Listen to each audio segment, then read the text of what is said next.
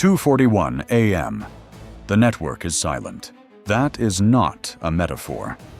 At 2:41 a.m., the Link 16 tactical data network that connects every US and NATO air defense asset in the European theater went silent. Not jammed. Jamming produces noise, and noise is detectable. Silent. The network's 960 MHz frequency band continued to show carrier signal, continued to show normal timing pulses, continued to show every indicator that the Link 16 architecture was healthy and operational. What it did not show was data. The data had stopped. For operators watching their screens at 2:41 a.m., the visual presentation did not immediately change. The tactical picture that Link 16 maintained, the positions of friendly aircraft, the threat tracks from air defense radars, the fire control data shared between Patriot batteries and their associated radars, remained frozen on their screens in the last state the network had transmitted before it stopped. The picture looked current. It was 2:41 a.m. old. The standard Link 16 data refresh cycle is 1.8 seconds. When the network stopped at 2:41 a.m., every operator's tactical picture was showing the position of every element as it had existed 1.8 seconds prior. Staleness growing with every missed cycle. At 2:42 a.m., 60 seconds into the outage, the tactical picture was 67 refresh cycles stale. A supersonic aircraft that had been 300 kilometers away at 2:41 a.m. was now somewhere in a 360-kilometer radius from that last known position. At 2:43 a.m., the staleness had reached 120 cycles. The picture on every screen was a historical document. The USCYBERCOM and NSA watch teams at Fort Meade had been monitoring a pattern of unusual traffic in the network management systems of the Multifunctional Information Distribution System, the hardware infrastructure through which Link 16 operates, for 11 days. The pattern had been classified as anomalous but non-threatening in the daily intelligence assessment for 9 of those 11 days. On day 10, an analyst had noted that the anomaly's signature matched a known technique for pre-positioning dormant code in network management firmware, code that would remain inactive until a specific trigger signal was received. She had submitted a Priority 2 assessment requesting active investigation. Priority 2 had a 72-hour acknowledgement requirement. The investigation had been authorized at hour 68. The trigger signal was transmitted at 2:40 a.m. The dormant code activated 6 seconds later. The Link 16 silence began at 2:41 a.m. The trigger signal's origin was a Russian GRU signals intelligence facility in the Kaliningrad Oblast. Its transmission had been piggybacked onto a standard commercial satellite uplink that the MIDS hardware's maintenance system used for automated firmware update checks. The transmission was 14 bytes. It was indistinguishable from a routine network management packet, 14 bytes. The entire US and NATO European theater tactical data network silent for what was coming next. 2:41 a.m. Shaykovka Air Base, Kaluga region, Russia.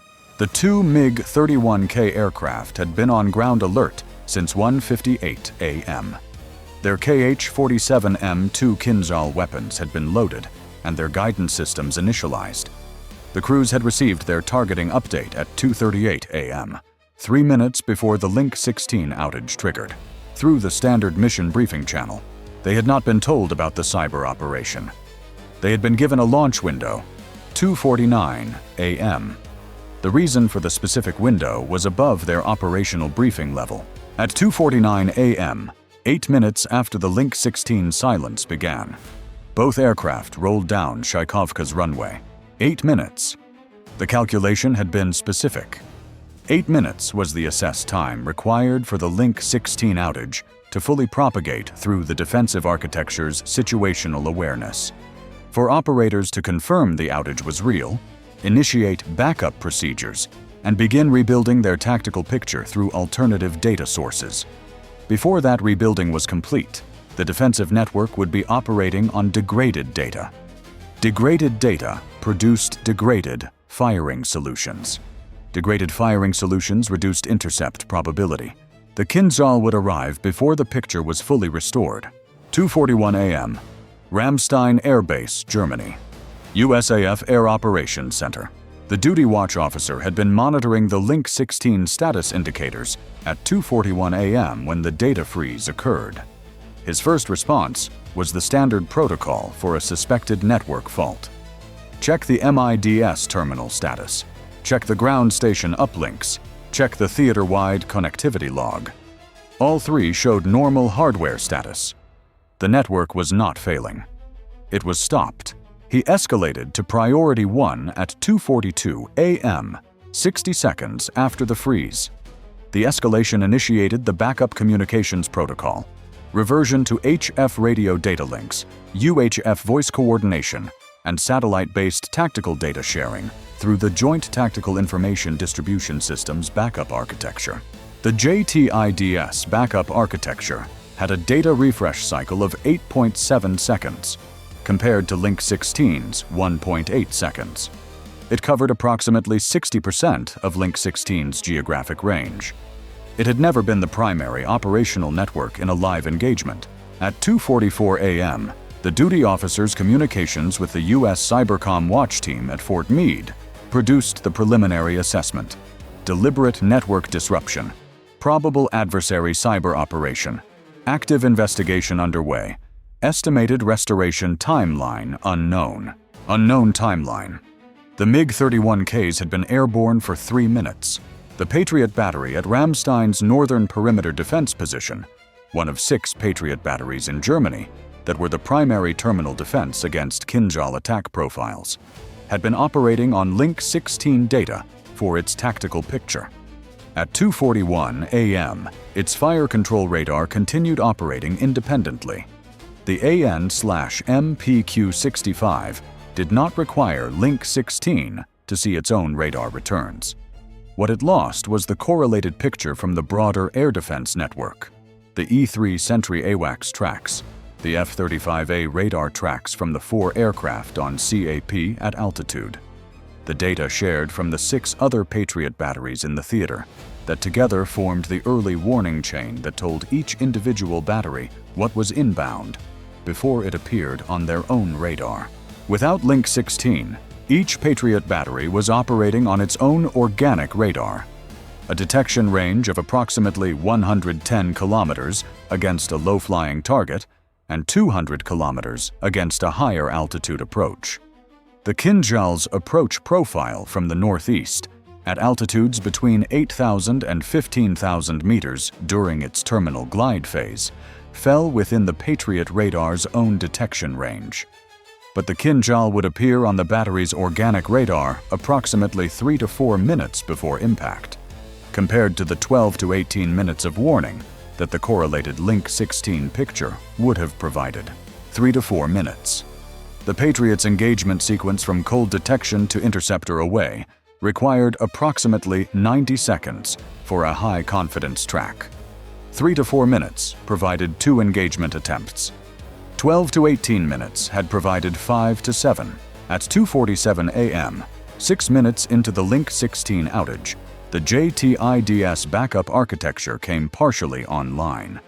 The Air Operations Center at Ramstein established data links with 3 of the 6 Patriot batteries, the E-3 Sentry AWACS, and the F-35 ACAP flight. A degraded common picture was being assembled. It was not complete. It was better than nothing. The AWACS had detected the 2 MiG-31K tracks at 2:52 a.m. as the aircraft reached their planned release altitude and heading over western Russia. The AWACS track was transmitted through the backup JTIDS link to the Air Operations Center, and from there distributed to the connected Patriot batteries. The 3 batteries not yet connected to the backup link received a voice HF radio call at 2:53 a.m. with the track data. The Kinzhal release occurred at 2:54 a.m., 13 minutes after the Link 16 outage began, 5 minutes after the MiG-31Ks became airborne. The release point was approximately 1,100 kilometers northeast of Ramstein. Kinzhal flight time to Ramstein's perimeter defense zone, approximately 9 minutes at supersonic cruise transitioning to Mach 10 terminal sprint. The target was not Ramstein's runway.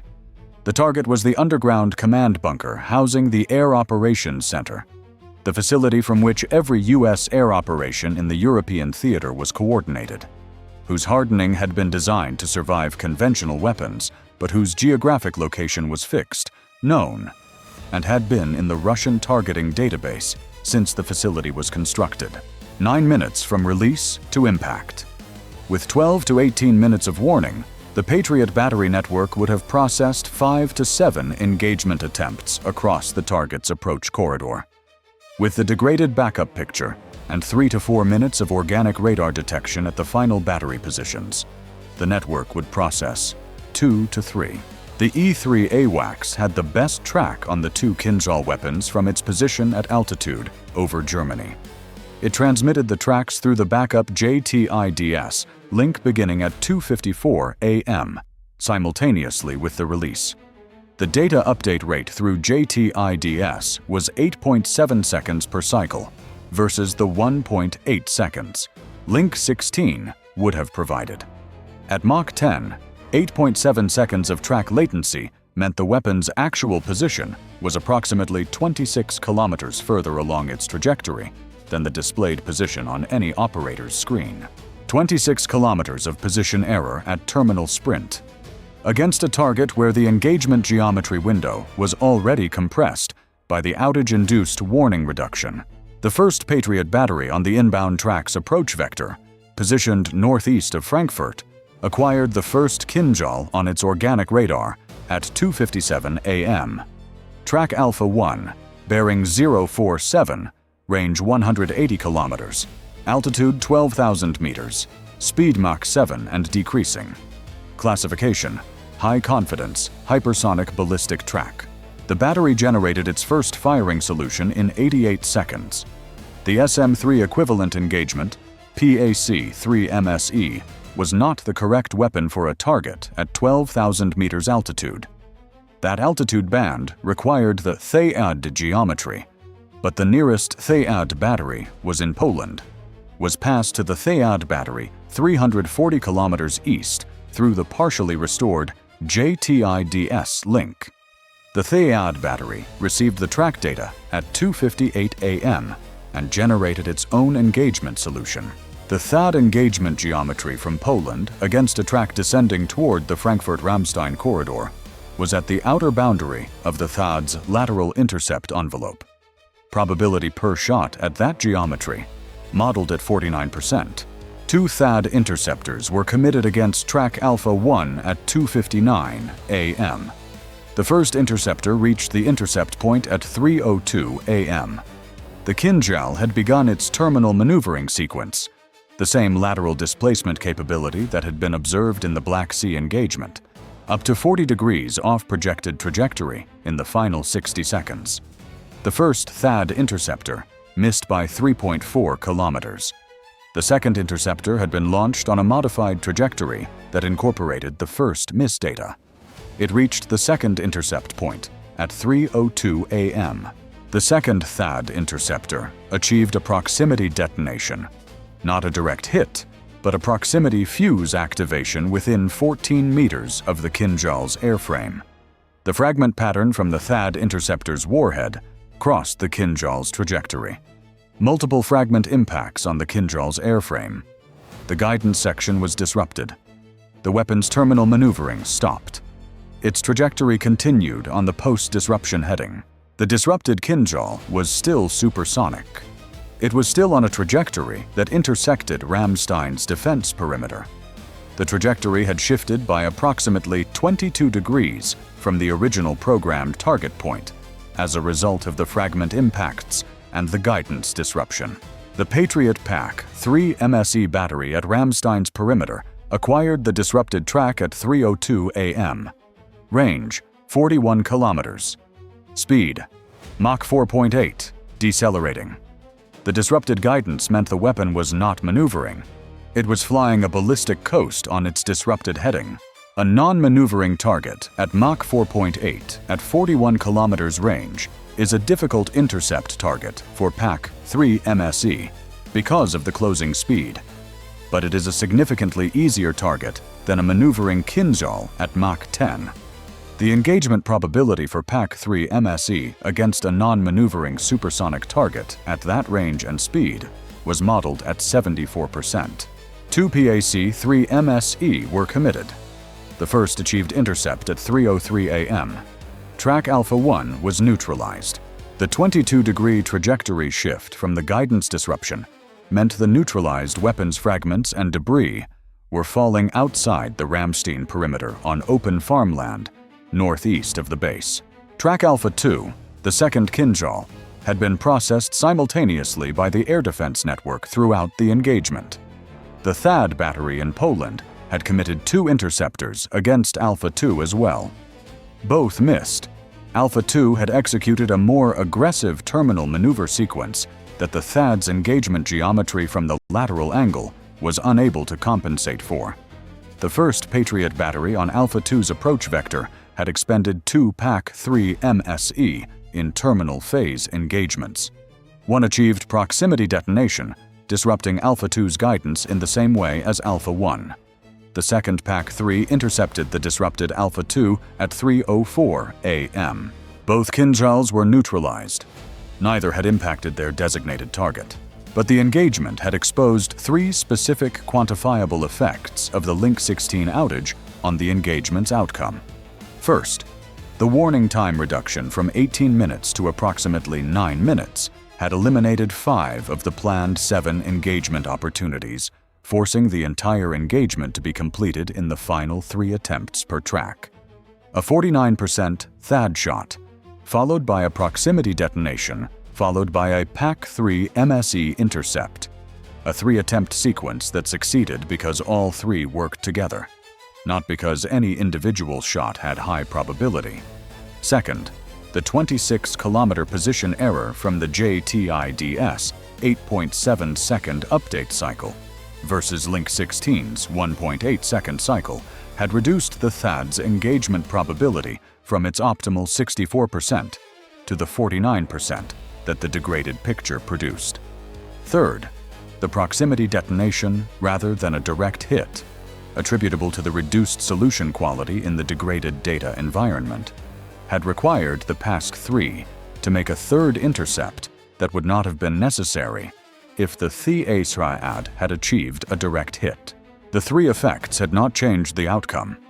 They had compressed the margin by which the outcome was achieved. A single additional miss in the chain would have changed everything. The USCYBERCOM response to the Link 16 disruption had been running simultaneously with the kinetic engagement. The dormant code in the MIDS firmware had been identified by the active investigation that the Priority 2 assessment had authorized. Its removal required a firmware patch pushed to every MIDS terminal in the European theater simultaneously, a process whose standard deployment timeline was 48 hours for patch development, testing, and rollout. Under emergency authorization, the patch development had been compressed to the time available between the outage start and the engagement end. It had taken 22 minutes. The patch was deployed at 3:03 a.m., simultaneously with the last Kinzhal intercept. Link 16 service restored at 3:04 a.m. 22 minutes of development, testing, and deployment for a firmware patch under combat conditions. The team at Fort Meade had been running the patch development since 2:43 a.m., when the preliminary analysis of the MIDS firmware anomaly had identified the dormant code's location. They had been writing and testing the removal patch for 20 minutes while the kinetic engagement was occurring 5,900 kilometers away. The restoration of Link 16 at 3:04 a.m., the same minute as the last Kinzhal intercept, was not coincidence of timing. The engagement had ended at the edge of the compressed window the cyber operation had created. If the engagement had required a 4th intercept sequence, Link 16 would still have been down. The counter-attribution and response operation activated at 3:17 a.m. The trigger signal from the Kaliningrad GRU facility had been analyzed and attributed by 3:09 a.m. The transmission signature, the routing through the commercial satellite uplink, and the 14-byte packet format were all consistent with a specific GRU unit's known operational signature, a unit whose facilities had been in the target database for 3 years. The attribution was assessed at 84% confidence. 84% was sufficient for the USCYBERCOM response authorization that was requested at 3:11 a.m. and approved at 3:16 a.m. USCYBERCOM's response was not a kinetic strike. It was a counter-intrusion operation against the GRU signals facility's own network management infrastructure. The same attack vector that had been used against MIDS applied in reverse against the facility's operational network. The access had been pre-positioned through a different supply chain vulnerability 14 months earlier. The GRU facility's internal operational network went offline at 3:19 a.m., 2 minutes after the counter-operation began. Whether the facility's personnel interpreted this as a network fault or as a response to their own operation would become apparent in the signals intelligence picture over the following 12 hours. The kinetic counter-operation authorization covered the 2 MiG-31K aircraft, which had landed at an alternate airfield following their weapon release. The airfield, a dispersal base whose identification had been inferred from the flight track the AWACS had maintained, received JASSM-ER from a B-1B Lancer that had been airborne on patrol over the North Sea since midnight. The JASSM-ER's impacts on the airfield's fuel infrastructure and runway complex were confirmed at 3:44 a.m. The MiG-31K aircraft had already been moved to covered shelters following landing. The runway was cratered. The aircraft were intact. 4:03 a.m. USAF Air Operations Center, Ramstein. Link 16 had been fully restored for 59 minutes. The tactical picture was complete and current. The duty watch officer who had initiated the escalation at 2:42 a.m. was still at his console. He had managed the backup protocol transition, coordinated the JTIDS link distribution, maintained voice coordination with the Patriot batteries during the degraded window, and was now watching the post-engagement assessment populate on his screen. 2 Kinzhals, both neutralized. Link 16, outage 22 minutes. 0 impacts on protected infrastructure. He noted the engagement completion at 4:03 a.m. He did not note what it had cost in engagement probability reduction. The technical after-action assessment would document the 49% versus 64% THAAD shot, the proximity detonation versus direct hit, the 3 attempt chains that would have been 5 attempt chains. Those numbers were for the next review cycle. What he noted was what was on his screen. 2 tracks, both neutralized. Link 16 restored. The picture was complete. Time from Link 16 outage to MiG-31. K takeoff 8 minutes. Time from MiG-31K takeoff to Kinzhal. Release 5 minutes. Time from Kinzhal release to last intercept 9 minutes. Time from Link 16 outage to Link 16 restoration 22 minutes. Time from outage to first kinetic counter-operation 62 minutes. Cyber operation Link 16 MIDS firmware disruption via dormant code triggered at 2:41 a.m. Duration 22 minutes. Scope entire European theater tactical data network. Effect warning time reduction from 18 minutes to 9 minutes per Kinzhal. Engagement probability reduction per THAAD shot from 64% to 49%. Position error introduced 26 kilometers per track at terminal sprint. Kinzhal engagement 2 KH-47 M2 from 2 MiG-31K aircraft. Engagement sequence per track 2 THAAD interceptors, 1 miss, 1 proximity detonation disrupting guidance, 1 to 2 PAC-3 MSE, neutralization of disrupted track. Both Kinzhals neutralized. 0 impacts. Facility targeted. Ramstein Air Operations Center bunker. Status: operational throughout. No structural damage. Counter-operation: USCYBERCOM firmware patch deployed at 3:03 a.m. Link 16 restored at 3:04 a.m. Counter-intrusion against GRU facility operational network at 3:19 a.m.